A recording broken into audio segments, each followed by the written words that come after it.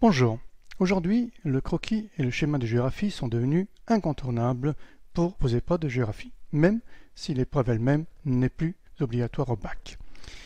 Alors voilà une petite application pour vous aider à faire des schémas et des croquis de géographie, mais l'intention de cette application, c'est plutôt de vous éviter de faire une centaine de brouillons avant d'arriver à la production finale. Alors pour commencer à s'en servir, on clique sur la petite image ici, comme c'est écrit, et voilà, vous avez ici un cadre blanc, évidemment, il n'y a aucun contour de carte, et vous avez tout autour tous les outils d'un bon logiciel de dessin. Un logiciel de dessin, mais tout de même adapté à ce que vous devrez produire après sur votre feuille. Un exemple ici, vous avez là les couleurs que l'on trouve dans une boîte de crayon couleur normale, et vous avez deux autres possibilités, c'est-à-dire ici, vous appuyez fortement avec votre crayon, ici vous appuyez plus légèrement, et ici encore plus légèrement. Donc ce que vous faites avec ce logiciel, vous pouvez après le reproduire sur une feuille. Alors là, rien de bien nouveau à l'horizon, ce sont les traditionnels crayons pour tirer un trait, tirer droit, courbe, etc.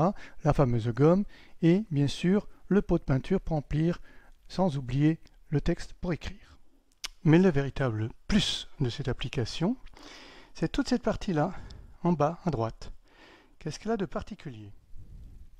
Vous avez là des figurés.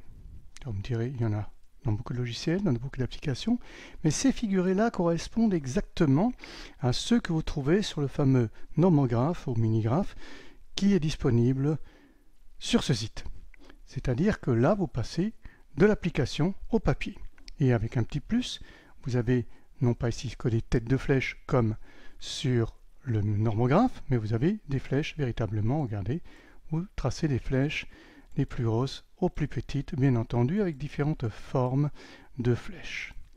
Ce sont des plus. Et on efface tout, bien sûr, avec la corbeille.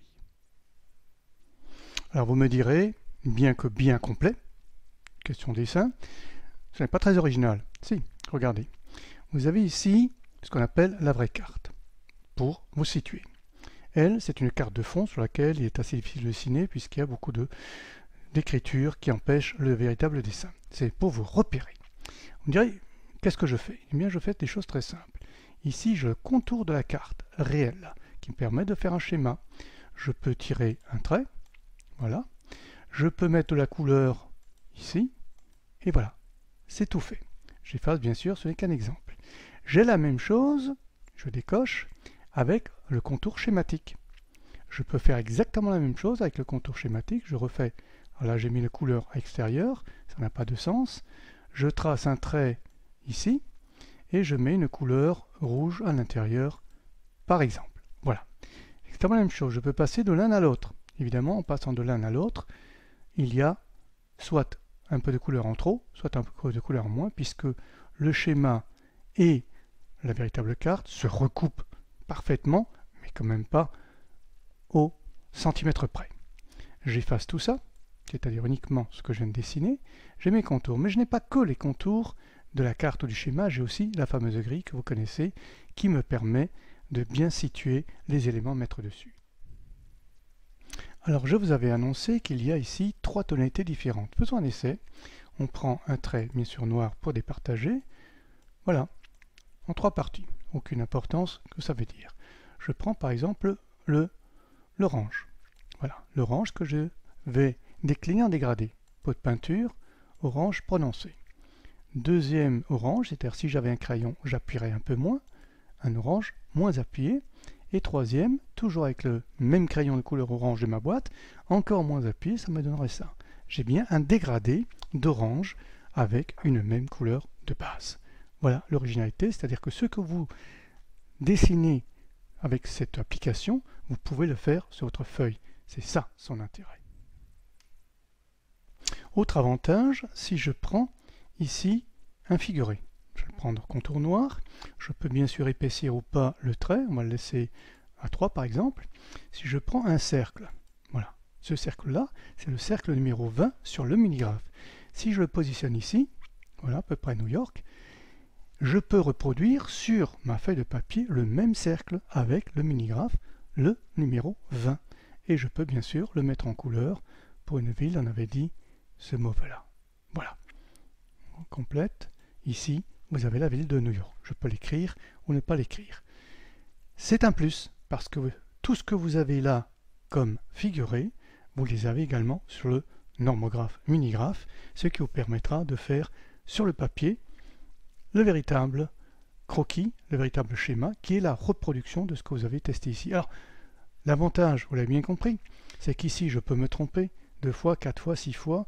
Je mets du rouge, par exemple, ici. Non, ce n'est pas très bon. Je mets d'abord une ligne rouge. Voilà. C'est rempli en rouge. Et je veux mettre à côté de l'orange. Par exemple, je reprends mon trait. Voilà. Et je veux mettre à côté de l'orange.